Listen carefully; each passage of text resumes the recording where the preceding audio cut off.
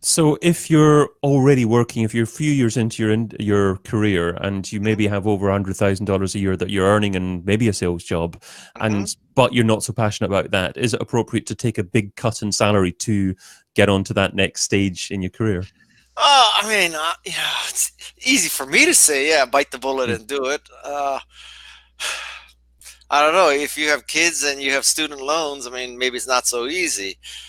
But that I don't think anybody should answer that question for anybody else because Yeah. that's a highly personal question, and there's so many moving parts and so many variables. I punt on that one. I think that that's such an individual decision, but I would say that it's not an obvious and quick no because uh, when I went from the jewelry business to tech business, I took a big pay cut, and the jewelry tide certainly did not rise as much as the tech tide, and so I floated on the tech tide, and that was a very good decision in hindsight.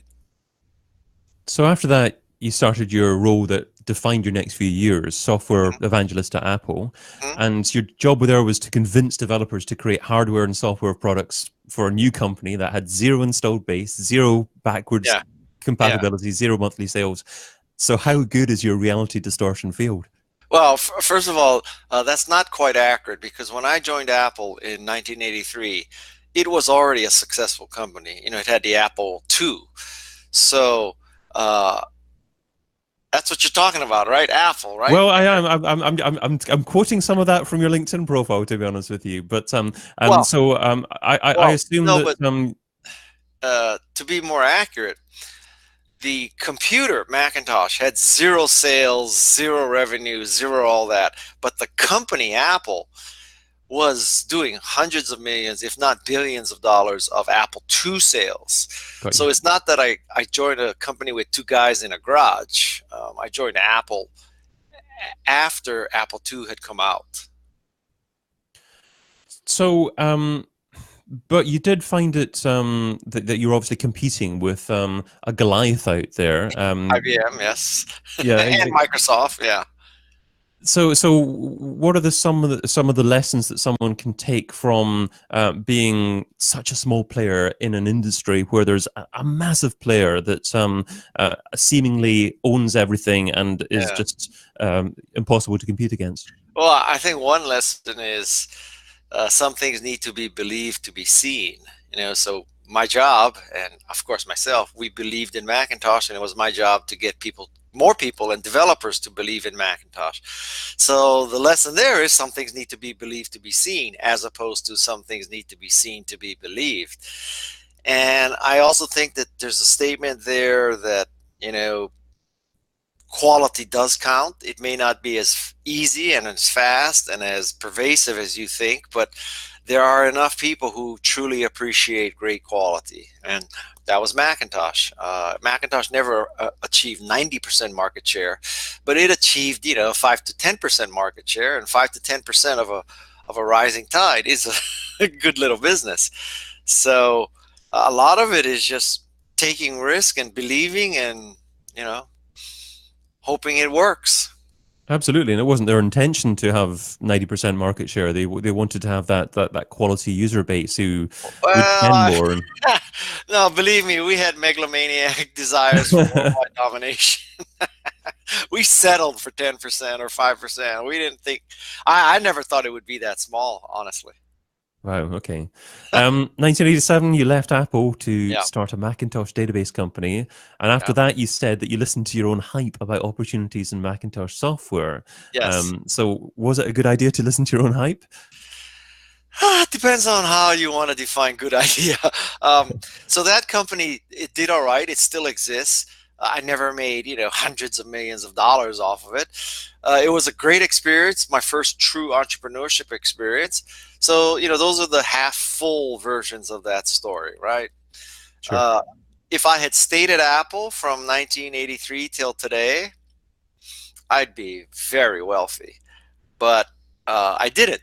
And in fact, I quit Apple twice and turned Steve down for a third job. So, I got 3 strikes against me with Apple. Yeah, I But heard you that. know what? I was Yeah. But you know what? I mean, everywhere I go, I meet somebody who says, "Yeah, somebody from Google asked me to join, and I thought it was stupid." And you just go down the line. I mean, if you can't exactly live your life saying, "Oh God, if only I had known Apple would become this company, I would have stayed at Apple." Well, yeah, I mean, if only we could foretell the future, right? What year was it you turned them down for the third time? Oh God, it was probably 87, 90s, I don't know, 2000 or so. Okay. Yeah. So the iPad had just, or sorry, the iPhone, iPod had iPod, just yeah. launched. Yeah, I think so, something around there. yeah. And I mean, yeah, that was obviously just after him coming back, and I guess it was impossible to foresee what the company would become. well, I mean, listen, it's easy to say now, but I'd like to meet all the people who in the year 1997, when Apple was supposed to die, who predicted that someday it would be $1 trillion company. Like, just Yeah. line those people up and interview them, because you'll have a short list. Well, you've got to go and do the thing that you're particularly passionate about as well, and you followed your heart as well, and done a lot of other great things. Uh, uh, Yeah, but not as great as that. no, well, financially perhaps, yes, Yeah, but that's obviously not the only barometer of no, success. it's not. It's not. So, 89 to 93, you wrote as a columnist for both Mac User and Mac Yeah, World. yeah. What can someone learn from your experience in doing that? Oh, well, at that point, I was writer, speaker, that kind of stuff. I was really pursuing my bliss. There was a happy time. I mean, I don't want you to think that, all of a sudden I was suffering. Uh, and I don't know. One lesson is there is life after Apple, that's for sure. Yeah. And it led to friendships and relationships for other companies, and like Yeah, like you said, your path hasn't exactly a hockey stick up and to the right, and neither sure. is mine. So I think most people's lives are not anyway. We're the Yeah, norm. absolutely. Yeah, I'm passionate about podcasting, online broadcasting, and Mhm. that's brought me a couple of incredible opportunities to host shows for other people as well. Because I've been doing my own show.